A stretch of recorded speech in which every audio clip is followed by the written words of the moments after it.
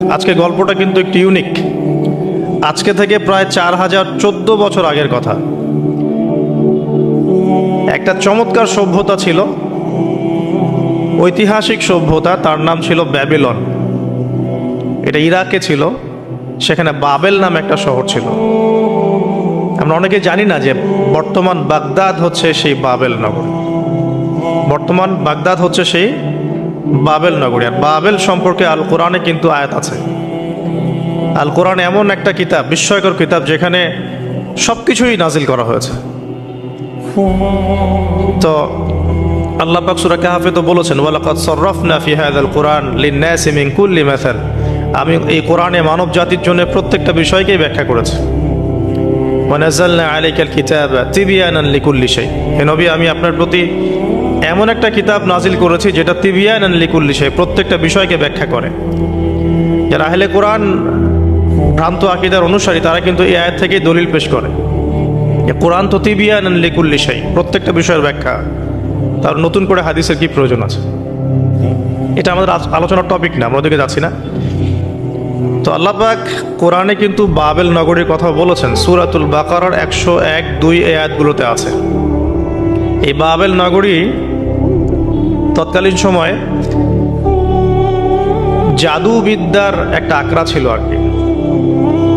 এর আগে আমরা জানি সুলাইমান আলাইহিস সালামের সময় ওই হারুত আর মারুত দুজন ফেরেশতাকে দিয়ে মানুষকে পরীক্ষা করা হয়েছিল। এই ঘটনাটা সূরা বাকারার 101-2 এই আয়াতগুলোর মধ্যে আছে, দেখে নিন। আমি রেফারেন্সগুলো বলে দিলাম।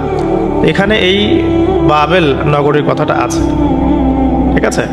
তো এই নগরীতে প্রায় 4014 বছর আগে একটা ফুটফুটে সুন্দর শিশু জন্ম নেয়। দেখতে খুবই সুন্দর, অমায়িক, দেখলেই মানে মন কেড়ে নেয়ার মতো সুন্দর। এমন কিছু বাচ্চা থাকে কিন্তু দেখলে আদর করতে ইচ্ছা করে, মন কেড়ে নেয়ার মতো, ইউনিক, সবার চেয়ে আলাদা। এবং জন্ম নিয়েছে সে এমন একটা পরিবারে, যেই পরিবার তৎকালীন সময়কার যে জালেম শাসক নমরুদ, তার প্রধান পুরোহিত, তার নাম আজার। তৎকালীন বাবেলের শাসনকর্তার নাম হচ্ছে নমরুদ এবং তার প্রধান পুরোহিতের নাম আজার। তার ঘরেই জন্ম নিয়েছেন এই তাওহীদের শেকর ইব্রাহিম আলাইহিস সালাম। আল্লাহ পাকের কি মানে, আল্লাহ পাক কি না করতে পারেন। যেখানেই আবু জেহেল সেখানেই মুহাম্মদ সাল্লাল্লাহু আলাইহি ওয়াসাল্লামের জন্ম হয়। যেখানেই নমরুদ সেখানেই ইব্রাহিমের মতো মানুষ আসেন। যেখানেই ফেরাউন সেখানে আবার মূসা আসেন। মূসাকে আল্লাহ রাব্বুল আলামিন ফেরাউনের ঘরেই মানুষ করলেন। ইব্রাহিম আলাইহিস সালামকে আল্লাহ পাক আজারের ঘরেই মানুষ করলেন। আজকে আমরা দেখি এরকম সিটি অফ আখিরুজ্জামানে কিছু কিছু দিনী বোন চেহারা না দেখানোর জন্য আন্দোলন করছে। চিন্তা করতে পারেন, যেখানে যত বেশি জাহেলিয়াত সেখানে তত পাক্কা মুসল্লি জন্ম নেবে, মুমিন জন্ম নেবে ইনশাআল্লাহ। যেখানে যত বেশি জাহেলিয়াত সেখানে তত শক্তিশালী মুমিনদের জন্ম হবে ইনশাআল্লাহ। তো এখন তৎকালীন নমরুদ যে সভ্যতার অধিবাসী ছিল, এই সভ্যতাটাকে আমরা বলে কালাডীয় সভ্যতা। এটাকে কালাদীয় সভ্যতা বলা হয়। এটা মূলত জাদুর জন্য একটু বিখ্যাত ছিল, যেটা রেফারেন্স আমি দিলাম সুলাইমান আলাইহিস সালামের যুগ থেকে। এখানে আজারের ঘরে জন্ম নিয়েছেন আমাদের নবীগণের পিতা, মুসলিম জাতির পিতা ইব্রাহিম আলাইহিস সালাম। সুবহানাল্লাহ। বলা বাহুল্য যে নমরুদ কিন্তু 400 বছর বেঁচে ছিল এবং 400 বছর হায়াত পাওয়ার পরে সে মনে করছিল যে সে কখনো মারা যাবে না। এরপরেই সে নিজেকে খোদা দাবি করা শুরু করেছে আর কি। এই বাচ্চা ছেলেটা বড় হতে লাগলো। যারা সমাজকে পরিবর্তন করে তারা কিন্তু সমাজের স্রোতে গা ভাসায় না। নবী সাল্লাল্লাহু আলাইহি ওয়াসাল্লামের জন্মটা একটু মিলাই এটার সাথে। আমাদের নবীও ঠিক এরকমই একটা সমাজে জন্ম নিয়েছেন। ইব্রাহিম আলাইহিস সালাম যেমন জন্ম নিয়েছেন শিরকে ভরা সমাজে, চতুর্দিকে মূর্তি পূজা হচ্ছে, ইভেন তার বাসায় তার বাবা হচ্ছে মূর্তি পূজারীদের সর্দার, তার ঘরে তিনি জন্ম নিয়েছেন। ঠিক তেমনি রাসূল সাল্লাল্লাহু আলাইহি ওয়াসাল্লাম যে মক্কায় জন্ম নিয়েছেন, সেই মক্কা ছিল শিরকের আকড়া। সেখানে লাত, উজ্জা, হুবল, মানাতের পূজা হতো। সুদ ছিল, জেনা ছিল, ব্যভিচার ছিল, মাদক ছিল, গোত্রীয় হানাহানি ছিল, নারীর অবমাননা ছিল। এরকম আইয়ামে জাহিলিয়াতেও নবী সাল্লাল্লাহু আলাইহি ওয়াসাল্লাম জন্ম নিয়েছেন। নবী সাল্লাল্লাহু আলাইহি ওয়াসাল্লাম, ইব্রাহিম আলাইহিস সালাম, দুজনের চেহারাও একরকম ছিল। দুজনের চেহারার গঠনটাও একরকম ছিল, দেহের গঠনও একরকম ছিল। মেরাজের রাতে নবী সাল্লাল্লাহু আলাইহি ওয়াসাল্লাম দেখে এসেছিলেন যে ইনি কে, যাকে দেখতে হুবহু আমার মতো লাগছে। জিবরাইল আলাইহিস সালাম বলেছেন, ইনি আপনার পিতা ইব্রাহিম আলাইহিস সালাম। সুবহানাল্লাহ। ঠিক তেমনি আমরা খেয়াল করে দেখি যে জীবনের যে চড়াই উতরাই, পারিবারিক জীবন, সামাজিক জীবন, হিজরতের জীবন, দিন প্রতিষ্ঠা ইত্যাদি, প্রত্যেকটা ডিপার্টমেন্টেও ইব্রাহিম আলাইহিস সালাম আর মুহাম্মদ সাল্লাল্লাহু আলাইহি ওয়াসাল্লামের মধ্যে একটা চরম মিল আছে। এটা আমরা আস্তে আস্তে এই গল্পের ভিতরে গেলে বুঝতে পারবো। আর এ কারণেই হয়তোবা আল্লাহ ভালো জানেন, এ কারণেই হয়তোবা আমরা যখন তাশাহুদের পর দরুদ পড়ি, আমরা দরুদের মধ্যে অন্য নবীর নাম নিচ্ছি না, আমরা মুহাম্মদ সাল্লাল্লাহু আলাইহি ওয়াসাল্লামের সাথে ইব্রাহিম আলাইহিস সালামের নাম নিচ্ছি। হতে পারে এটা একটা কারণ, আল্লাহ ভালো জানেন। এখন এরকম পরিবেশে বড় হতে লাগলেন ইব্রাহিম আলাইহিস সালাম। আমি একটু আগে বলেছি, যারা সমাজকে পরিবর্তন করে তারা কখনো সমাজের জাহিলিয়াতের স্রোতে গা ভাসায় না। মুহাম্মদ সাল্লাল্লাহু আলাইহি ওয়াসাল্লাম সমাজ পরিবর্তন করেছেন আইয়ামে জাহিলিয়াতকে মাত্র 23 বছরের ব্যবধানে, কিন্তু তিনি কিন্তু জাহিলিয়াতের সাথে গা ভাসান নাই। তিনি কখনো সুদ খাননি, তিনি কখনো মূর্তি পূজা করেন নাই, তিনি কখনো কোনো অন্যায় গুনাহ করেন নাই, তিনি কখনো মাদক দ্রব্যের কাছেও যান নাই, কিন্তু সমাজটা ছিল এগুলোতে নিমজ্জিত। ঠিক ইব্রাহিম আলাইহিস সালামের ক্ষেত্রেও সেম। তিনি একজন প্রধান পুরোহিতের ঘরে জন্ম নিয়েও কখনো মূর্তির ধার কাছে যান নাই।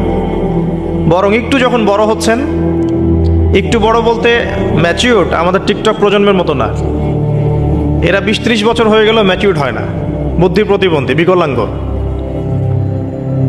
ইভেন ইদানিং আমাদের মেয়েরা ছেলে হচ্ছে আর কি। আমাদের নারীরা এখন পুরুষত্ব দেখাচ্ছে, আর আমরা পুরুষেরা ফেসবুকে একটা স্ট্যাটাস দিয়ে ক্ষান্ত হয়ে থাকি। এটুকু আমাদের দায়িত্ব উম্মার প্রতি। আর এখানে আমরা দক্ষতা অর্জন করেছি অনেক। আমরা মনে করি আমরা সবাই কিবোর্ড মুজাহিদ, আমরা এটা মনে করি। এটাই যুদ্ধ, এটাই জিহাদ। আর নারীরা মাঠে যুদ্ধ করছে এখন, সম্ভ্রমের জন্য, অধিকারের জন্য ইত্যাদি। ফ্যামিলিস্ট রেভলিউশনের দিকে তাকালেও তাই দেখা যায়। ছেলেরা এখন বেকার হয়ে যাচ্ছে, কিন্তু মেয়েরা স্বাবলম্বী হচ্ছে। তারা দিনদার নয়, এই মেয়েগুলো দিনদার নয়, কিন্তু জীবনে প্রতিষ্ঠিত হওয়ার জন্য লড়ছে, চ্যালেঞ্জ গ্রহণ করেছে। এটা ছেলেদের উচিত ছিল। তা আজারের ঘরে জন্ম নেওয়া সেই ইব্রাহিম কিন্তু চ্যালেঞ্জ গ্রহণকারী একটা ছেলে। সে এখন তার পিতাকে বলছেন, কি বলছেন আমরা একটু কোরআনের ভাষা শুনি। আল্লাহ রাব্বুল আলামিন বলেছেন, সূরা মারিয়ামের মধ্যে এসেছে ঘটনাটা 41 থেকে 45 নম্বর আয়াতের মধ্যে। আল্লাহ পাক বলছেন, ওয়াজকুর ফিল কিতাবি ইব্রাহিম বা'দা আউযু বিল্লাহি মিনাশ শাইতানির রাজীম। হে নবী মুহাম্মদ সাল্লাল্লাহু আলাইহি ওয়াসাল্লাম, আপনি এই কিতাবে ইব্রাহিমের ঘটনা বর্ণনা করুন। ইয ক্বালা লিআবিহি, যখন ইব্রাহিম তার বাবাকে বললেন, তার বাবা মানে আজারকে বললেন, ইয়া আবাতি, হে আমার বাবা, লিমা তা'বুদু, তুমি কেন ইবাদত করো এমন সত্তার, মা লা ইয়াসমাউ, যে শুনতে পারে না, ওয়ালা ইউবসিরু, দেখতেও পারে না, ওয়ালা ইউগনি আনকা শাইআ, তোমার কোনো উপকার করতে পারে না। একটা ছেলে যার বয়স হবে 15 থেকে 20, হয়তো বা হাইয়েস্ট, তার কাছে কি এমন জ্ঞান আসলো যে সে তার বাবাকে এখন চ্যালেঞ্জ করছে। তার জ্ঞানতাত্ত্বিক যুদ্ধ শুরু হলো, আদর্শিক যুদ্ধ শুরু হলো বাবার সাথে। হে আমার বাবা, আপনি কেন এমন সত্তার ইবাদত করছেন যে শুনতেও পারে না? অসারতা দেখিয়ে দেওয়া হচ্ছে চোখে আঙ্গুল দিয়ে, দেখতেও পারে না, আপনার তো কোনো উপকারও করতে পারে না, কোনো ক্ষতিও করতে পারে না। ওয়ালাম ইউগনি আনকা শাইআ, ইয়া আবাতি, হে আমার বাবা, ইয়া আবাতি ইন্নী আখাফু আন ইয়ামাসসাকা আযাবু মিনার রাহমানি ফাতাকুনা লিশ-শাইতানি ওয়ালিয়া, হে আমার বাবা, আমি ভয় পাচ্ছি যে আপনার উপরে না আবার আল্লাহ পাকের গজব নেমে আসে এবং আপনি শয়তানের ওলি না হয়ে যান। ওলি মানে কি? বন্ধু, বন্ধু, শয়তানের বন্ধু না হয়ে যান। ইয়া আবাতি ইন্নী ক্বাদ জাআনি মিনাল ইলম মা লাম ইয়াতিকা ফাত্তাবি'নি আহদিকা সিরাতান সাওয়িয়া। কি চমৎকার কথা! ছোট্ট ছেলেটা বলছে, হে আমার বাবা, আমার কাছে একটা জ্ঞান আসছে, জ্ঞান, আমার কাছে একটা জ্ঞান এসেছে যেটা তোমার কাছে আসে নাই। ফাত্তাবি'নি, তুমি আমার অনুসরণ করো। আহদিকা, আমি তোমাকে পথ দেখাবো। সিরাতান সাওয়িয়া, সহজ সরল পথ দেখাবো তোমাকে। সন্তান বাবাকে নসিহত করছে, দেখুন। সন্তান বলছে আমার কাছে এমন জ্ঞান এসেছে বাবা, যেটা তোমার কাছে আসে নাই। তুমি আমাকে ফলো করো, আমার অনুসরণ করো, আমি তোমাকে পথ দেখাবো। Ego problem, ego. আজকেও যখন কম বয়সী কোনো মানুষ বেশি বয়সের কাউকে দাওয়াত দিতে যাবে, এরকম প্রবলেম ফেস করতে হবে। তার বাবা কি বললো, কেন ফেস করতে হবে, আল্লাহ পাক সেটা বলেছেন সূরা বাকারা। এটা এই সূরাটা সূরা বাকারায় বলেছেন, ওয়া ইযা কিলা লাহু ইত্তাকিল্লাহ। কিছু মানুষ আছে যাদেরকে যদি বলা হয় আল্লাহকে ভয় করুন, আখাযাতহুল ইজ্জাতু বিল ইসম, তাদের প্রেস্টিজে লাগে। এক কথায় কি, প্রেস্টিজে লাগে, প্রেস্টিজ নষ্ট হয়। আখাযাতহুল ইজ্জাতু বিল ইসম ফাহাসবুহু জাহান্নাম, আল্লাহ বলেন ওর জন্য জাহান্নামই যথেষ্ট। তো এখনকার সমাজে এই প্রবলেমটা আপনারা ফেস করবেন। যদি আপনার বয়স কম হয়, আপনার কাছে অনেক জ্ঞান থাকলেও মানুষ সমাজের নিতে যাবে না। আপনি ক্রিপ্টোকারেন্সি নিয়ে কথা বলছেন, এক শ্রেণীর ধর্মনেতাই আপনার পিছনে লেগে যাবে। আপনি ইসলামিক রেভলিউশন নিয়ে কথা বলবেন, ইসলাম এস্টাবলিশমেন্ট নিয়ে কথা বলবেন, ইউনিটি নিয়ে কথা বলবেন, উম্মার করণীয় নিয়ে কথা বলবেন। আপনি এই বয়সে, এত ছোট বয়সে আপনি উম্মার প্রবলেমসগুলো ফাইন্ড আউট করে সেগুলো সলিউশন নিয়ে কথা বলবেন, এত বড় সাহস আপনার? এটাই প্রবলেম। অথচ চমৎকার একটা বিষয়, আমাদের সমাজে এগুলো দেখা যায়, অন্য কোথাও দেখা যায় না। কোনো ড্রাইভারকে জিজ্ঞাসা করবেন, কোনো ড্রাইভারকে জিজ্ঞাসা করবেন, তার স্কিল সম্পর্কে জিজ্ঞাসা করবেন যে আপনার স্কিল কেমন। একটা অ্যান্সার দিবে সে, আমি 10 বছর থেকে চালাই, বা 15 বছর থেকে চালাই, আমি 27 বছর থেকে গাড়ি চালাই। মানে তার এই বয়সটাই হচ্ছে স্কিলের মানে দলিল, সার্টিফিকেট। এখন এরকম চলছে দিনী অঙ্গনেও। আমি 20 বছর থেকে ফতোয়া দিই, আমি 32 বছর থেকে ওয়াজ করি, আমি এই করি, আমি সেই করি। এই যে জাহির করা, আল্লামা তাকি উসমানী দামাত বরাকাতু এবং তার যারা ছাত্ররা আছেন সারা উপমহাদেশে, স্পেশালি বাংলাদেশে, তাদের অনেকের সাথে আমি দেখা করেছি। তারা একটা নসিহত সবাই কমনভাবে করেন, দেখি নসিহতটা করেন যে কখনো নিজেকে জাহির করবা না, কখনো নিজেকে জাহির করবা না, তাহলে আল্লাহ তোমার এলেম কেড়ে নিবে। আর আমরা এখন দিনী অঙ্গনে জাহির করার জন্য ব্যস্ত। আমি এত বছর থেকে এটা করি, আমি অত বছর থেকে করি, অথচ এটা কোনো দলিল নয়, এটা কোনো সার্টিফিকেট নয়। এত বছর থেকে বলার পরেও ভুল হতে পারে, যেটা ভুল হবে সেটা শুধরে নিতে হবে। আর নবী সাল্লাল্লাহু আলাইহি ওয়াসাল্লাম যায়েদ বিন হারেসা রাদিয়াল্লাহু আনহুকে একটা কাফেলার সেনাপতির দায়িত্ব দিয়েছিলেন যখন তার বয়স মাত্র 17 বছর। কত বছর? 17 বছর বয়সী একজন তরুণ সাহাবী যায়েদ ইবনে হারেসা রাদিয়াল্লাহু আনহু, তিনি নেতৃত্ব দিচ্ছেন এমন সাহাবীদের যে সাহাবীরা তার চেয়ে বয়সে অনেক বড়। এমনকি এই অভিযান শেষ হওয়ার আগেই নবী সাল্লাল্লাহু আলাইহি ওয়াসাল্লাম ইন্তেকাল হয়। তার পরবর্তীতে আবু বকর সিদ্দিক রাদিয়াল্লাহু আনহু সেই অভিযান আবার চালানোর চেষ্টা করেন, আবার চালানোর জন্য মনস্থ করেন। তিনি আবার যায়েদ বিন হারেসা রাদিয়াল্লাহু আনহুকেই নেতৃত্ব দেন। এটা নিয়ে ওমর রাদিয়াল্লাহু আনহু তাকে কিছু কথা বলেন যে আপনি যায়েদ বিন হারেসাকে নেতৃত্ব দিচ্ছেন, বয়সে ছোট সাহাবী, তার পিছনে অনেক বড় বড় সাহাবী থাকবে, তারা তো তাকে নাও মানতে পারে, এটা কেমন হয়? বারবার তাকে ভেটো দিচ্ছেন। শেষমেশ আবু বকর সিদ্দিক রাদিয়াল্লাহু আনহু একটু রেগেই বললেন যে ইস্তা'মালাহু রাসূলুল্লাহ ওয়া আনতা তা'মুরুনি আন আনজি'হু, তাকে স্থলাভিষিক্ত করেছে স্বয়ং আল্লাহর রাসূল, আর তুমি এসে আমাকে বলছো আমি তাকে অপসারণ করব। সুবহানাল্লাহ। নবী সাল্লাল্লাহু আলাইহি ওয়াসাল্লাম যোগ্যতা দেখতেন মানুষের, কার যোগ্যতা কতটুকু আছে। তো ওইদিকে আমি ভিতরে ঢুকছি না। আমরা এখন সোশ্যাল অ্যাফেয়ার্সে যা দেখি যে আমরা যোগ্যতার চাইতে অন্যান্য বিষয়গুলোকে বেশি মূল্যায়ন করা শুরু করি আর কি। এতে করে তরুণরা উঠে আসতে পারে না, তরুণদের জার্নি অনেক টাফ হয়। এবং যারা স্পেশালি জেনারেল ব্যাকগ্রাউন্ড থেকে দিনের দিকে আসার চেষ্টা করেন, তারা পদে পদে হতাশ হয়। তাদেরকে বুকে নেওয়ার মানুষ খুব কম থাকে। কেন জানি তাকে মানুষ কাউন্টার মনে করে, এনিমি মনে করে, অন্তর্দাহ সৃষ্টি হয়, জ্বালান হয়। হঠাৎ করে উড়ে এসে জুড়ে বসলো, উম্মার দায়িত্ব নিয়ে নিচ্ছে, কোত্থেকে আসলো এটা? এরকম একটা দৃষ্টিভঙ্গি আমরা দেখতে পারি আর কি। এটা কাম্য ছিল না এটা। বরং তরবারি যত আপনি শান দিবেন তত ধারালো হবে। তো শান দিবে কারা? যারা তরোয়াল চালাতে পারে তারাই। যারা চালাতে পারে তারা যদি তরোয়ালকে ভোতা করে দেয় তাহলে তো এটা দিয়ে আপনি জালেমের গর্দান কাটতে পারবেন না। তো যাই হোক, আমরা বেশি হাইথটের কথায় না যাই। আজার এখানে ছিলাম, দেখেন বাবাকে সন্তান উপদেশ দিচ্ছে। এবার বাবার উত্তরটা শোনেন। বাবা কেন গ্রহণ করলো না? বললাম প্রেস্টিজ ইস্যু। তুমি ছোট মানুষ হয়ে আমাকে এত বড় কথা বলো? হ্যাঁ, তখন বাবা বলছেন, আনতা আরাগিবুন আনতা আন আলিহাতিনা ইয়া ইব্রাহিম। হে ইব্রাহিম, তুমি কি আমাদের ইলাহগুলো, উপাস্যগুলো থেকে মুখ ফিরাচ্ছ? তুমি কি আমাদের উপাস্যগুলো থেকে মুখ ফিরিয়ে নিচ্ছ? আনতা আরাগিবুন আনতা আন আলিহাতিনা ইয়া ইব্রাহিম লাইন লাম তানতাহি।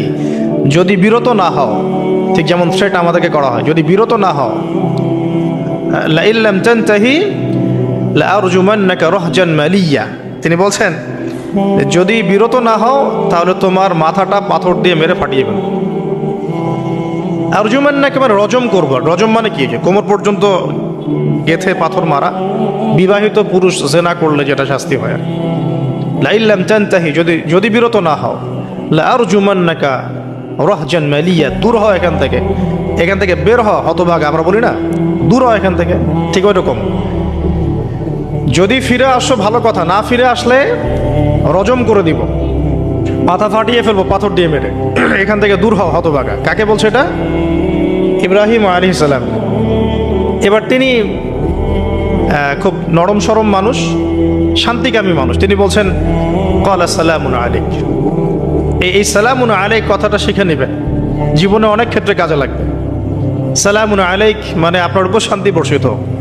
যখনই আপনি কলিউশন অ্যাভয়েড করতে চাবেন, সালাম দিয়ে চলে আসতে হবে। সেটা পরিবারেও, সমাজেও, দিন প্রতিষ্ঠার ক্ষেত্রে।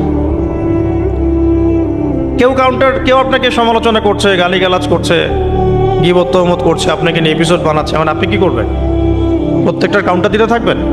তাহলে আপনার গোল নষ্ট হয়ে যাবে, আপনার গোল থেকে আপনি বিচ্যুত হয়ে যাবেন। এগুলো নিয়ে আপনাকে ব্যস্ত থাকতে হবে। তখন এগুলো নিয়ে উম্মাহ ব্যস্ত আছে বলেই এখন পর্যন্ত গোল অ্যাচিভ হয় নাই। আমরা এগুলো নিয়ে ব্যস্ত আছি বলেই এখনো গোল অ্যাচিভ হয় নাই। তো এই কারণে ইব্রাহিম আলাইহিস সালামের সুন্নাহ হচ্ছে সালামুন আলাইক, তোমাদের উপর শান্তি বর্ষিত হোক। তবে যে জায়গাটাতে দালিলিকভাবে জ্ঞানতাত্ত্বিক যুদ্ধ করতে হবে সেটা করতে হবে, সেটা অন্য ইস্যুস। তো ইব্রাহিম আলাইহিস সালামকে পরিবার ছাড়তে হলো। পরিবার মানে তার মাকে ছাড়তে হলো, তার বাবাকে ছাড়তে হলো। তার কোনো অপরাধ আছে? ইব্রাহিম আলাইহিস সালামের কোনো অপরাধ আছে? না। এখন আমরা তো অনেক সময় মনে করি আমি তো নিরপরাধ, নির্দোষ, তাহলে আমার উপরেই কেন এরকম হচ্ছে? ইব্রাহিম আলাইহিস সালামের কোনো অপরাধ আছে? নাই। তাকে ঘর ছাড়তে হলো, বাড়ি ছাড়তে হলো, তার বাবা তাকে বের করে দিলেন। এখান থেকে লেসন নিয়ে নেন, আজকের প্রথম লেসন, যে আপনি আমি যদি হকের উপর থাকি, সর্বপ্রথম বাধাটা পরিবার থেকে আসতে পারে। সবার পরিবার একরকম না। এখনকার মেজরিটি সংখ্যক পরিবারগুলোই জাহেল, একদম জাহেল, বস্তুবাদী, জানোয়ারের মতো। মানে খাও দাও, সেক্সুয়াল সম্পর্ক, বিয়ে শাদী, সন্তান, এর বাইরে কিচ্ছু চিন্তা করতে পারে না। দুনিয়া আর দুনিয়া, এর বাইরে কিচ্ছু চিন্তা করতে পারে না। ইল্লা মাশা আল্লাহ, কিছু পরিবার আছে এর বাইরে, তাদের কথা আলাদা। সবাই তো আর ছোটবেলা থেকে আধ্যাত্মিক পরিবার পায় নাই, দিনই পরিবার পান নাই। আর এটার পরিমাণ দিন দিন কমেই আসছে। ম্যাক্সিমাম পরিবার এখন জাহান্নামের টুকরা আর কি। আল্লাহ পাক পরিবারকে বলেছেন জাহান্নাম থেকে বাঁচাও, কু আনফুসাকুম ওয়া আহলিকুম নারা। এখন ওই পরিবারই হয়ে গেছে জাহান্নামের টুকরা। আপনি দিনের পথে চলতে চাইলে প্রথম হোঁচটটা পরিবার থেকে খেতে পারেন। এটা ইব্রাহিম আলাইহিস সালামের জীবনেও যেমন হয়েছে, মুহাম্মদ সাল্লাল্লাহু আলাইহি ওয়াসাল্লাম জীবনেও সেম। যে মিলাচ্ছিলাম কিভাবে, তার ক্ষেত্রেও সেম। চাচারা শত্রু না? চাচারা শত্রু, আশপাশের মানুষ শত্রু। চাচা এসে বাড়ির সামনে খড়কুটা ফেলে দিয়ে যায়, চাচি এসে ময়লা আবর্জনা ফেলে দিয়ে যায়, কেউ গালি দেয়, কত সমস্যা। যখন নিজের মানুষরা আপনার এগেনস্টে চলে যায় তখন মনটা ভেঙে যাবে, স্বাভাবিক। কারণ নিজের মানুষটা সারা দুনিয়া যদি আপনার বিপক্ষেও থাকে, কাছের কিছু মানুষ আপনার পক্ষে থাকে, তখন আপনি বাসাতে অ্যাটলিস্ট সিংহ, তখন বাসা থেকে এনার্জি নিয়ে বাইরে যুদ্ধ করতে পারবেন। কিন্তু বাহিরে সবাই মোটামুটি ধরেন যে আপনার পজিটিভ, তো বাসায় এসে দেখলেন যে বাসায় আপনার কোনো রকম অনুকূল পরিবেশ নাই, তখন বাইরে সিংহ হলে বাসায় বিড়াল হয়ে থাকতে হবে। তখন দেখেন ইব্রাহিম আলাইহিস সালামের জীবনে আর মুহাম্মদ সাল্লাল্লাহু আলাইহি ওয়াসাল্লামের জীবনে একটা স্পেশাল নেয়ামত ছিল, সেটা হলো স্ত্রীদের নেয়ামত। স্ত্রীদের নেয়ামত। বাহিরে মানুষ অনেক কিছু বলছে, গালিগালাজ করছে, মারছে, কাটছে, থুতু দিচ্ছে, সমালোচনা করছে, কিন্তু বাসায় ইব্রাহিম আলাইহিস সালামের আছেন সারা, হাজেরা, আর মুহাম্মদ সাল্লাল্লাহু আলাইহি ওয়াসাল্লামের আছেন খাদিজা রাদিয়াল্লাহু আনহা।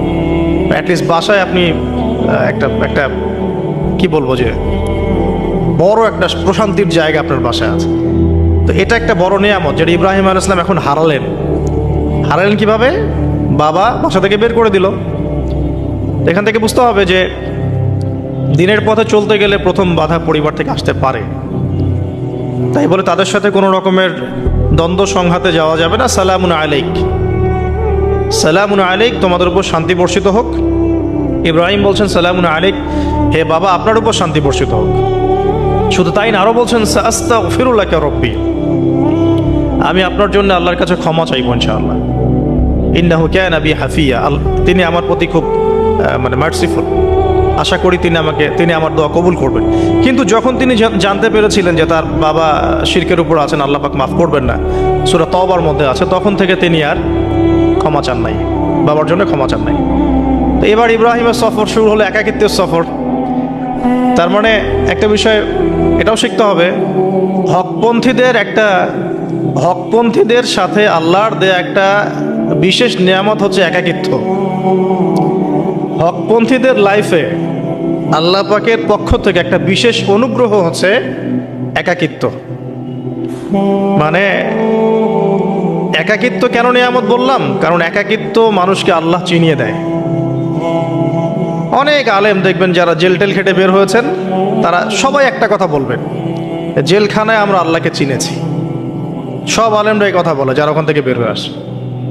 কারণ একাকিত্ব মানুষকে গভীরভাবে ভাবায়, আল্লাহকে পাওয়ায়, আল্লাহর কাছে দোয়া করতে শেখায়, মানুষকে বোঝায় যে আল্লাহ ছাড়া কেউ নয় সাহায্য করার।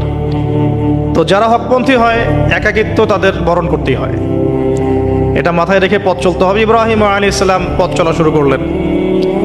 এবার কি হলো? তিনি কি বাসা থেকে বের হয়ে সেই এলাকা, ওই নমরুদের দেশ ছেড়ে চলে গিয়েছিলেন? উত্তর না। প্রথমে তিনি চলে যান নাই, প্রথমে তিনি ওই সমাজেই থেকেছেন, থেকে দাওয়াত দেওয়ার চেষ্টা করেছেন। তিনি ওই সমাজেই থেকেছেন, থেকে দাওয়াত দেওয়ার চেষ্টা করেন, ঠিক মুহাম্মদ সাল্লাল্লাহু আলাইহি ওয়াসাল্লামের মতো। সমাজের মানুষ যখন নির্যাতন নিপীড়ন করছেন, তিনি কি শুরুতেই সমাজ ছেড়ে বের হয়ে চলে গেছেন? না, 13 বছর দাওয়াত দিয়েছেন। কত বছর? 13 বছর। তো ইব্রাহিম আলাইহিস সালাম সমাজের মানুষকে দাওয়াত দেন। কিভাবে দেন? কোরআনে এভাবে ভাষা আসছে। আমি সূরাগুলোর নাম বলে দিই, আপনারা একটু চেক করে নিয়েন। সূরা আম্বিয়ার মধ্যে আসছে, সূরা সফফাতের মধ্যে আসছে, সূরা আনআমের মধ্যে আসছে। তো তিনি দাওয়াত দেন এভাবে যে ওয়াইজ ক্বালা ইব্রাহিম, যখন ইব্রাহিম বললেন লিআবিহি ওয়া কওমিহি, তার বাবাকে এবং তার কওমকে বললেন, মা হাযিহি তামাসিলুল্লাতী আনতুম লাহা আকিফুন, তোমরা এইসব কি মূর্তির উপাসনা করো, এদের চারপাশে ঘুরতে থাকো,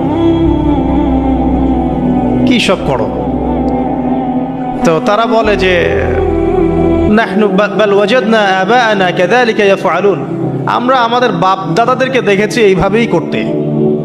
তাদের রেফারেন্স কিন্তু এটাই ছিল, কোনো দালিলিক জ্ঞানতাত্ত্বিক যুক্তি বিজ্ঞান দর্শন এখানে নাই। দর্শন এখানে কি, ফিলোসফিটা কি? বাপ দাদাদেরকে দেখেছি করছে। তো এটা দিয়ে আবার অনেক সময় বাংলাদেশে আবার একটা ট্রেন্ড চালু করা হয়েছে যে তোমরা দীর্ঘদিন 1200 বছর থেকে যে ইসলামটা ফলো করে আসছো ওটা ভুয়া, আমরা যেটা নতুন মডারেশন দিচ্ছি এটাই সঠিক। এই দলিল সেম না। এখানে অমুসলিমদেরকে দাওয়াত দেওয়া হচ্ছে। অমুসলিমরা বলছে যে আমরা বাপ দাদাদেরকে দেখেছি যে তারা এভাবেই মূর্তি পূজা করতো, আমরা তাই করি। এটার সাথে কি হানাফি মাযহাবকে মিলাবেন আপনি? হ্যাঁ, হানাফি মাযহাব বাপ দাদা থেকে চলে আসে, ভুয়া, নতুন যেটা দিচ্ছি এটাই সঠিক। আস্তাগফিরুল্লাহ। তো আমরা হাত চেঞ্জ করাটাকে এখন মনে করি হিন্দু থেকে মুসলমান হইলাম মনে হয়, হাত বদল করাটাকে মনে হয় যে হিন্দু থেকে মুসলমান হয়েছি মনে হয়। গভীরে ঢোকেন, ওলামায়ে কেরামদের মানে দার্সে গিয়ে বসে গভীরে ঢুকলে বুঝতে পারবেন যে ইসলামিক স্কুল অফ থটগুলা প্রত্যেকটারই ভিত্তি আছে, এগুলোর গভীর শেকড় আছে, ভিত্তি আছে। আল্লাহ, রাসূল এবং রাসূলের সাহাবীগণ, এই তিনটাকেই মানতে হবে। আপনি যদি বলেন যে আমি সাহাবীদেরকে মানি না, খালি আল্লাহ এবং রসুলকে মানি, তাহলে আল্লাহকে রসুলকে মানতে পারবেন না। সাহাবীদের অনুসরণ না করলে রসুলকে ফলো করতে পারবেন না।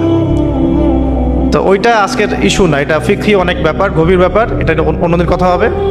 এই দলিল কিন্তু সেম করা যাবে না। আবার যে আমরা বাপ দাদা থেকে দেখে আসছি, তোমরা নামাজ এইভাবে পড়ো, এই নামাজ ওই দলিল চলবে না, আমারটা ঠিক, এটা ঠিক না। নামাজ যেটা পড়ে আসে তারা, এটা ঠিক আছে, এর প্রত্যেকটা দলিলের মধ্যে অথেন্টিসিটি আছে। এরকম করে সমাজে ফিতনা ছড়ানো ঠিক হবে না, বিভ্রান্তি ছড়ানো ঠিক হবে না। এখন আসুন, ইব্রাহিম আলাইহিস সালামকে কি আনসার দিচ্ছেন? আমরা আমাদের পিতা মাতাদেরকে দেখেছি, বাপ দাদাকে দেখেছি এরকম তাওয়াফ করতে, মূর্তির চারপাশে পূজা করতে, নজর দিতে। তো ইব্রাহিম আলাইহিস সালাম বলছেন যে হাল ইয়াসমাউনাকুম, এই মূর্তিগুলো কি তোমাদেরকে শুনতে পারে? ইস্তাদউন, যখন তোমরা একে ডাকো।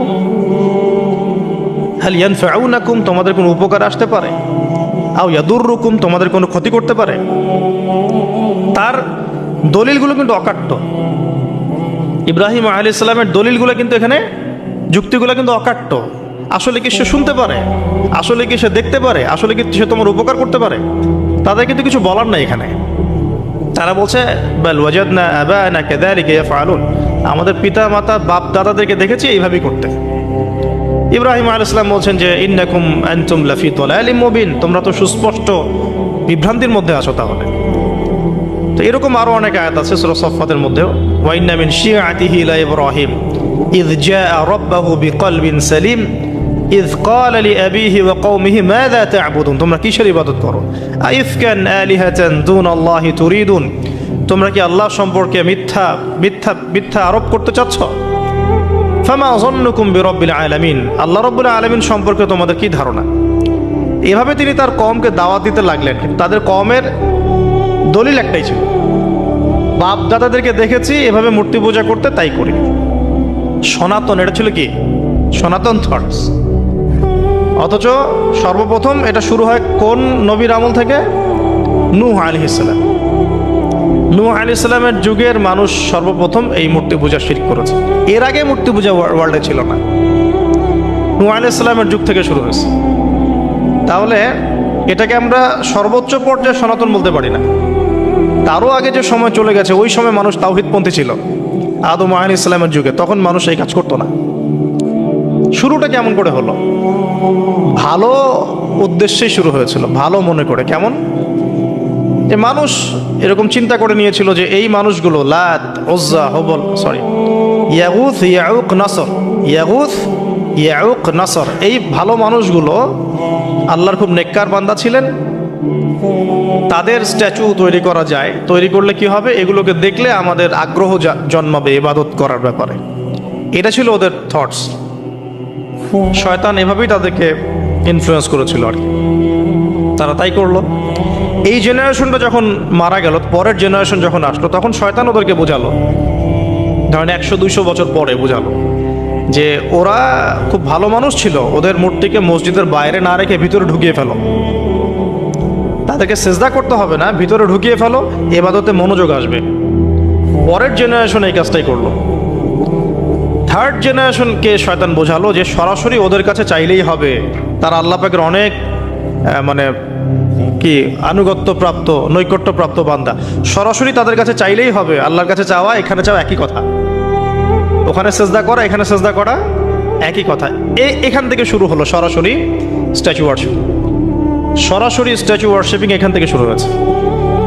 তো আমরা আমাদের হিন্দু ভাই বোন যারা আছেন, আমাদের আশপাশে অমুসলিম ভাই বোন, তাদের প্রতি সম্মান রেখেই এই হিস্ট্রিগুলো পড়তে বলবো আর কি, এবং যুক্তি দর্শনগুলো খুঁজতে বলবো। আসলে কি তারা শুনতে পায়? আসলে কি সে আমার কোনো উপকার করতে পারে? আসলে কি সে আমার কোনো ক্ষতি করতে পারে? আসলে কি সে সৃষ্টিকর্তার প্রতিমূর্তি হতে পারে কিনা? তো আমরা এটা আহ্বান জানাবো, আমরা কারো ধর্মীয় অনুভূতিতে আঘাত করব না। ইসলাম আমাদেরকে এটা শিখায় না। ইসলাম এটা শিখায় যে মানুষকে হিকমার সাথে, প্রজ্ঞার সাথে দাওয়াত দেয়া, যাতে করে তারা জাহান্নামের রাস্তা থেকে ফিরে আসতে পারে ইনশাআল্লাহ। এখন আসুন, আরও একটা দাওয়াত ইব্রাহিম আলাইহিস সালাম তার কওমকে দিলেন। সেটা কি? এবার এখানে সমাজের মানুষের সাথে ওই সমাজের ধর্ম নেতারাও ছিল। সমাজে কিন্তু কয়েক শ্রেণীর মানুষ থাকে, মানে সামাজিক নেতা, ধর্মনেতা, রাষ্ট্রনেতা। তো রাষ্ট্রনেতা পর্যায়ে এখনো ইব্রাহিম আলাইহিস সালাম যান নাই, এখন সমাজ নেতা আর ধর্মনেতা চলছে আর কি। এবার ধর্মনেতা আসলো, এসে ধর্মনেতারা তাকে বোঝানোর চেষ্টা করলো যে এই আসমানের তারা, চাঁদ, সূর্য, প্রকৃতি, গাছপালা, এগুলো ইলাহ, এগুলোর ইবাদত করা যায়। এই ঘটনা আল্লাহ রাব্বুল আলামিন সূরা আনআমের মধ্যে বলেছে। তো ইব্রাহিম আলাইহিস সালামকে তারা দেখাচ্ছে, এটা আরবীয় একটা কাব্যিক ভাষায় কোরআনে এসেছে, চমৎকার ভাষায়, যে ফালাম্মা জান্না আলাইহিল লাইল, যখন তার উপর রাত আচ্ছাদিত হলো, রাআ কাওকাবা, তখন ইব্রাহিম আলাইহিস সালাম কি দেখলেন? আকাশে তারা দেখলেন। ঠিক আছে, তারা দেখলেন। মূর্তি পূজার এখানেই আছে, ধর্মনেতারাও এখানেই আছে। তো তিনি বলছেন হাযা রব্বি, এটা আমার রব। ফালাম্মা ফালা, যখন তারকাগুলো অস্তমিত হলো, ক্বালা লা উহিব্বুল আফিলিন, আমি তো অস্তমিত যাওয়া জিনিসকে পছন্দ করি না। রব তো অস্তমিত যাবে না, এখানেও যুক্তি লাগবে, তো আমার ফিলোসফি লাগবে, আমার এখানে দর্শন লাগবে, এখানে তো আমাকে মানে প্রজ্ঞা দিয়ে বোঝাতে হবে। এটা তো অস্তমিত হয়ে গেল, এটা তো রব হতে পারে না। ফালাম্মা রাআল কামারা বাযিগান, যখন সে চাঁদকে দেখলো জ্বলজ্বল করছে একদম। আর এখনকার চাঁদ দেখা আগের চাঁদ দেখা তো এক না, এখন তো আমরা চাঁদের আলোই খুঁজে পাই না, তখনকার চাঁদ তো অন্যরকম। বাযিগান মানে জ্বলজ্বল করছে। তখন তিনি বললেন হাযা রব্বি, এটা আমার রব। তখন ফালাম্মা ফালা, যখন এটাও অস্তমিত হয়ে গেল, তিনি বলছেন লাইল্লাম ইয়াহদিয়ানি রব্বি লাকুনান্না মিনাল কওমিদ দাল্লিন, আল্লাহ যদি আমাকে হেদায়েত না দেন তাহলে আমি এই দল্লিনদের অন্তর্ভুক্ত হয়ে যাব। ইব্রাহিম আলাইহিস সালাম বলছেন ফালাম্মা রাআ শামসা বাযিগাতান, যখন এবার সূর্যকে দেখলেন দিনের বেলা, এটা তো আরো বড়। হাযা রব্বি হাযা আকবার, এটা আমার রব, এটা সবচেয়ে বড়। হাযা আকবার, এটা সবচেয়ে বড়। ফালাম্মা আফালাত, এটা যখন অস্তমিত হয়ে গেল, তখন তিনি বলছেন এই কথাটা যে ইয়া কওমি ইন্নী বারিউম মিম্মা তুশরিকুন, হে আমার কওম, তোমরা যেগুলোকে দিয়ে আল্লাহর সাথে শরিক করছো, এখান থেকে আমি আমার চেহারাকে ফিরিয়ে নিলাম। সুবহানাল্লাহ। তখন তিনি এই কথাটা বলেন ইন্নী ওয়াজ্জাহতু ওয়াজহিয়া লিল্লাযী ফাতারাস সামাওয়াতি ওয়াল আরদা হানিফাও ওয়া মা আনা মিনাল মুশরিকিন, আমি আমার চেহারাকে ফিরিয়ে নিচ্ছি এই আসমান সমূহ এবং জমিনের সৃষ্টিকর্তার দিকে, এবং আমি মুশরিকদের অন্তর্ভুক্ত নই। ইন্না সলাতি ওয়া নুসুকি ওয়া মাহইয়ায়া ওয়া মামাতি লিল্লাহি রাব্বিল আলামিন, আমার সালাত, আমার কুরবানি, আমার স্যাক্রিফাইস, আমার জীবন, আমার ফুল লাইফ, আমার মৃত্যু, সবকিছু কার জন্য? জগৎসমূহের প্রতিপালক আল্লাহর জন্য। লা শারীকা লাহু, তার কোনো শরীক নাই। ওয়া বিযালিকা উমিরতু, এই একনিষ্ঠভাবে তার ইবাদত করার জন্যই আমি আদিষ্ট হয়েছি। ওয়া বিযালিকা উমিরতু ওয়া আনা মিনাল মুসলিমিন, এবং আমি মুসলিমদের অন্তর্ভুক্ত। এই শুরু হলো এবার পুরো স্পষ্টভাবে তাওহীদের ঘোষণা দেয়া। তবে ইব্রাহিম আলাইহিস সালামের এক একটা পদক্ষেপ কি যৌক্তিক না, বৈজ্ঞানিক না, এবং অকাট্য প্রমাণ আছে না, এগুলোকে কিন্তু ভেদ করতে পারছে না তারা। এবার ইব্রাহিম আলাইহিস সালাম চিন্তা করলেন তারা এবার উচিত শিক্ষা দিতে হবে। তবে আগে বলেন এই যে উচিত শিক্ষাটার কথা বলছে, এটা আবার আপনারা খবরদার ভুলেও কোথাও দিতে যায় না, ঠিক আছে? এটারও সময় আছে। ইব্রাহিম আলাইহিস সালামের সাথে নবী সাল্লাল্লাহু আলাইহি ওয়াসাল্লামের জীবনের মিলের কথা বলছিলাম। নবী সাল্লাল্লাহু আলাইহি ওয়াসাল্লাম মক্কা বিজয়ের আগে কি কখনো মূর্তির গায়ে হাত দিয়েছেন কিনা বলেন? দিয়েছেন না। যখন মক্কা বিজয় হয়ে গেছে, পুরো স্টেটই আপনার, অথরিটি আপনার, তখন আপনি আপনার অ্যাকশন নিতেই পারেন, সেটা আপনার ব্যাপার, তখন আপনি কি করবেন?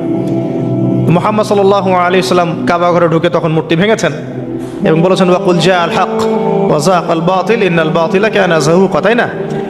তো ইব্রাহিম আলাইহিস সালাম এবার শিক্ষা দেওয়ার চিন্তা করছেন। তিনি বলছেন যে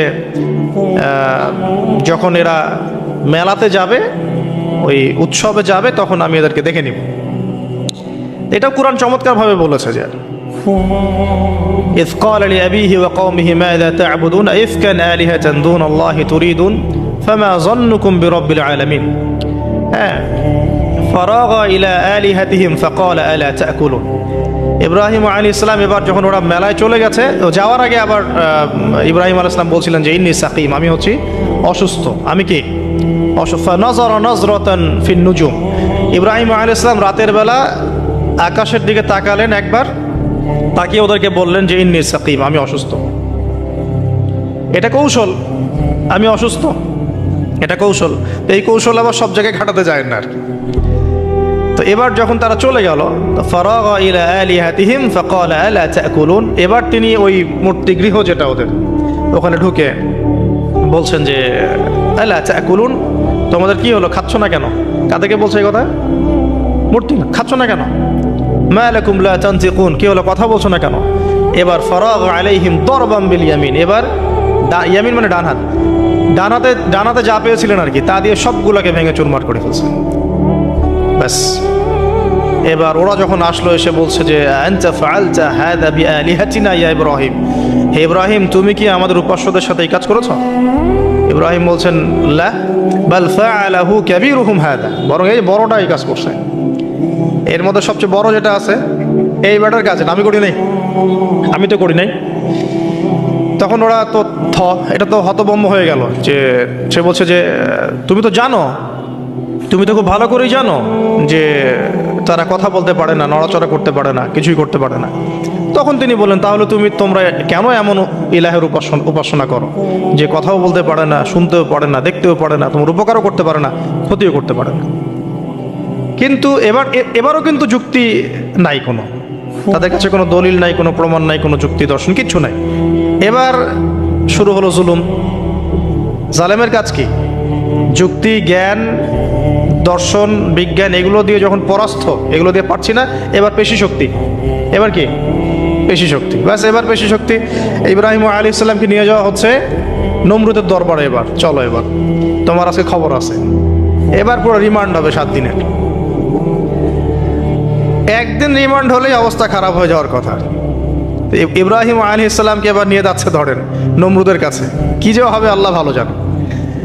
ইব্রাহিম আলাইহিস সালাম যখন যাচ্ছেন তখন কি তিনি জানতেন যে আল্লাহ পাক তাকে আগুন থেকে বাঁচাবেন? এই ঘটনা যে ঘটবে তিনি কি জানতেন? আচ্ছা, আমরা না হয় জানি যে এমনটা হয়েছিল। ইব্রাহিম আলাইহিস সালাম ওই সময় তো আর জানতেন না যে কি হতে যাচ্ছে। তার মানে তার ওই সময় তার ইমানের তেজ, তার স্থিরতা, ইস্তেকামা এবং তাওয়াক্কুল কত বেশি ছিল। তাকে নিয়ে যাওয়া হচ্ছে। এবারে নমরুদের সামনে দাঁড় করিয়ে নমরুদ এবার একটু মজা নিয়ে জিজ্ঞাসা করলো যে কে তোমার রব? ওই কবরের প্রশ্ন করার মতো, মান রব্বুক, তোমার রব কে?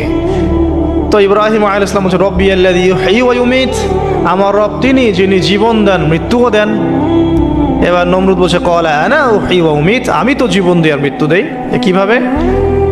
একজন যাবজ্জীবন প্রাপ্ত আসামিকে ডেকে নিয়ে ছেড়ে দিল, দিয়ে বললো যে জীবন দিলাম। আর একজন আসামিকে ডেকে তৎক্ষণাৎ মৃত্যুদণ্ড দিয়ে মৃত্যু দিলাম। তো ইব্রাহিম দেখলেন আলাইহিস সালাম এ তো মোটা বুদ্ধির মানুষ, কারণ যে যত বড় জালেম হয় তার বুদ্ধি তত মোটা হয়, কিন্তু এটা মাথায় রাখবেন। ফেরাউনের মতো জুলুম মানুষের বুদ্ধি লোপ করে দেয়, আর শিরক মানুষের মধ্যে ভয় সঞ্চার করে। যখন আপনি শিরক করতে থাকবেন মনে খুব ভয় কাজ করবে। এবং মুশরিক বাহিনী কখনো ইসলামের বিজয় লাভ করতে পারে নাই। যে মুসলিম সেনাবাহিনীর মধ্যেও শিরক ছিল না, ওরা যুদ্ধের মাঠে পরাজিত হয়ে গেছে। ইতিহাস ঘাটবেন, মুসলিম যে সেনাবাহিনীর মধ্যে শিরক ছিল ওই সেনাবাহিনী পরাজিত হয়ে গেছে। আবার অল্প গুটি কয়েক সেনাবাহিনী তারা তাওহীদপন্থী ছিল, তারা জয়লাভ করেছে। ইতিহাস ঘেটে দেখবেন। তো জুলুম কি করে? বুদ্ধি লোপ পায়। নমরুদের বুদ্ধি লোপ পেয়ে গেল। তো ইব্রাহিম আলাইহিস সালাম বলছেন রব্বি আল্লাযী ইউহয়ী ওয়া ইউমীত, এ তো এটা বুঝলো না। তাহলে ইব্রাহিম আলাইহিস সালাম বলছেন যে আল্লাহ রাব্বুল আলামিন, আমার আল্লাহ তিনি পূর্ব দিক থেকে সূর্য ওঠান। তো তুমি যদি ইলাহ হয়ে থাকো তাহলে পশ্চিম দিক থেকে উঠাও। এটা আরো বড় অকাট্য দলিল হলো। তার অবস্থাটা আল্লাহ ব্যাখ্যা করছেন এভাবে। আল্লাহ বলছেন ফাবুহিতাল্লাযী কাফার, কাফের একদম হতভম্ব হয়ে গেল। একদম হতভম্ব হয়তো লাভ নাই, পেশি শক্তি আছে আমার। তোমার যুক্তি, বিজ্ঞান, দর্শন, থিওরি তো আমার দরকার নাই। তোমার দিনের জ্ঞানের এলিমেন্ট তোমার দরকার নাই। তোমার ওয়াজ নসিহতের আমার দরকার নাই। আমার কাছে কি আছে? পেশি শক্তি আছে। পিঠায় সব সিধা করে ফেলাবে একেবারে। বাস, ইব্রাহিম আলাইহিস সালামের জন্য বলছে ফাল হাররিকুহু ওয়ানসুরু আলিহাতাকুম, একে জ্বালায় দাও, পুরায় দাও, একে জ্বালায় পুরায় দাও, তোমাদের ইলাহদেরকে সাহায্য করো। আল্লাহ পাক অন্য জায়গায় বলছেন যে ফাআরাদু বিহি কাইদান ফাজআলনাহুমুল আসফালিন, তারা ইব্রাহিম আলাইহিস সালামকে নিয়ে একটা বিশেষ বড় একটা কৌশল করল। এই কৌশলটা কি ছিল? তাকে অগ্নিকুণ্ডের মধ্যে ফেলে দেওয়ার একটা চেষ্টা করলো, আগুন জ্বালিয়ে রাখলো। বলা হয় 40 দিন, এগুলো হিস্ট্রি তাফসিরুলতে আসছে, আমি just Quran text to the point বলছি। তো আগুন দাউ দাউ করে জ্বলতে লাগলো, ওই ব্যাবিলন, ওখানকার সব মানুষ দেখছে বিষয়টা। ইব্রাহিম আলাইহিস সালামকে ফেলে দেওয়া হবে। দেখেন, যখন ফেলে দেওয়া হবে তখন কি ইব্রাহিম জানতেন যে তিনি আগুনে পুড়বেন না? তিনি তাহলে প্রস্তুত ছিলেন, তিনি তখন জীবন দেওয়ার জন্য প্রস্তুত ছিলেন। ঠিক আছে, এখন তাকে ফেলে দেওয়া হচ্ছে, ঠিক ওই সময়ে জিবরাইল আলাইহিস সালামের আগমন। সুবহানাল্লাহ। তিনি এসে বলছিলেন যে আমার কাছে কোনো হাজত আছে নাকি আপনার?